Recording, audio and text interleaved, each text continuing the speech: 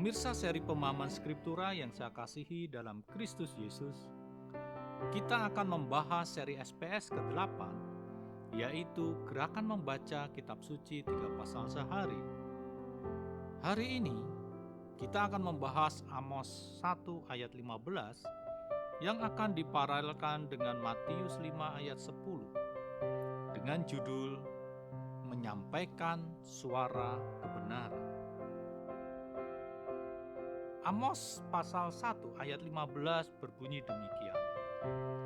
Dan raja mereka harus pergi sebagai orang buangan. Ia bersama-sama dengan pembesar-pembesarnya, firman Tuhan. Matius 5 ayat 10 berkata demikian. Berbahagialah orang yang dianiaya oleh sebab kebenaran, karena merekalah yang empunya kerajaan sorga. Siapakah Amos sehingga perannya begitu penting dan sentral dalam kehidupan umat Tuhan?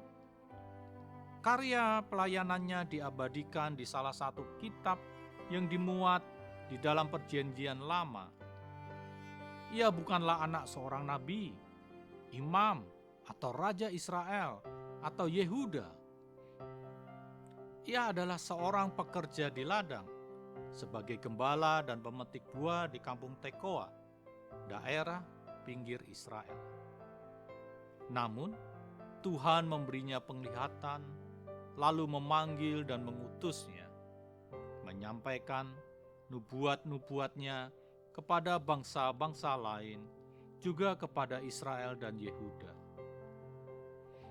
Amos bersedia menaati panggilan dan pengutusan Tuhan baginya dengan menyuarakan suara kenabiannya. Belajar dari kehidupan Amos yang menikmati kehidupannya dalam keadaan aman dan nyaman di Tekoa. Ia justru harus keluar dari zona aman dan nyamannya dan terus berurusan dengan bangsa-bangsa serta raja dan para petinggi kerajaan Israel dan Yehuda. Tuhan hendak melakukan hal-hal yang luar biasa melalui orang-orang biasa seperti Amos. Sejauh mana firman Tuhan yang kita baca, dengar, dan merenungkan itu memanggil dan mengutus kita untuk menyuarakan suara kebenaran di tengah kehidupan di sekitar kita? Orang yang kecil yang haknya dirampas oleh kalangan yang lebih berkuasa, yang beruang dan punya akses yang lebih, juga berbagi berbagai macam hak, mulai dari yang paling asasi dan mendasar, hukum, kesehatan, beribadah, dan bidang kehidupan lainnya.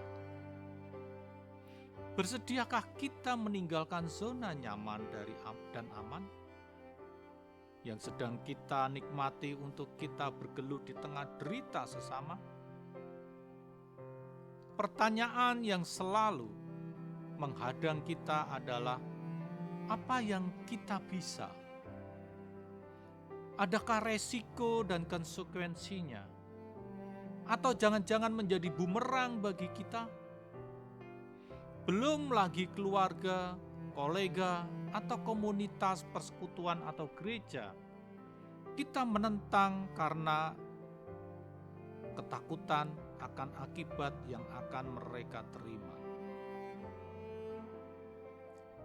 Milikilah kepekaan rohani seperti Amos.